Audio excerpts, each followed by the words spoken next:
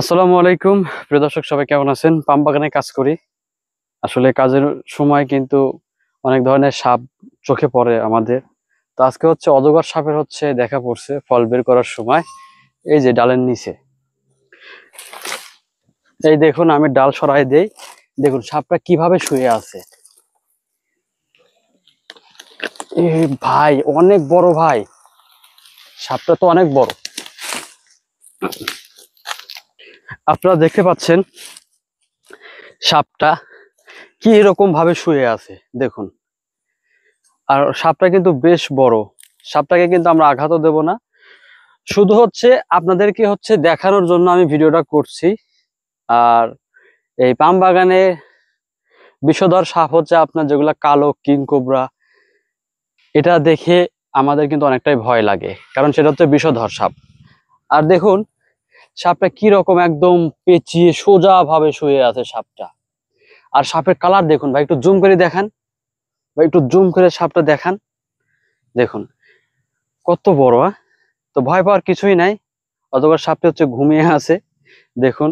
সে লড়াচড়া কিন্তু করতেছে না। এদের সামনে কিন্তু মাথা, এটা মাথা লাই ভাই, দেখতে পাচ্ছেন আপনারা। তো সাপটা এখানেই থাকবে, এইখানেই থাকবে। আমরা তাকে কখনো মানে আঘাত বা কোনো ডিস্টার্ব করবো না, শুধু ভিডিও করে আপনাদেরকে দেখাচ্ছি। আর আপনারা ভিডিওটা শেয়ার করে দিবেন যে পাম বাগানে অজগর সাপ দেখা যায়, কিন্তু অজগর সাপ ক্ষতি করে না আমাদের, শুধু ভিডিও করে দেখাচ্ছি। আর দেখেও ভয় পাওয়ার কিছুই নাই। আপনারা বলতে পারেন যে ভাই আপনাদের ভয় লাগে না। না ভাই, আমাদের ভয় লাগে না, কারণ এই সাপগুলা দেখতে দেখতে আমাদের মনে করেন ভয় ভেঙে গেছে, বা আমাদের আক্রমণ করে না। আর এই পাম বাগানে কেন থাকে অজগর সাপ, এই বিষয়ে দুইটা কথা বলি। এক পাম বাগানে অনেক ইঁদুর আছে। এক খায় ইঁদুর, আর মনে করেন অনেক ধরনের পশু পাখি এই পাম বাগানে থাকে। তো সেগুলা শিকার করার জন্য কিন্তু জঙ্গল থেকে এই অজগর সাপগুলো আসে এই পাম বাগানে। তো সময় হলে কিন্তু ঠিকই আবার জঙ্গলে চলে যায় অজগর সাপগুলো, এখানে কিন্তু স্থায়ীভাবে থাকে না।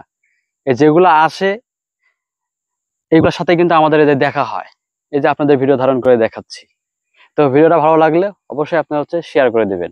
আসসালামু আলাইকুম।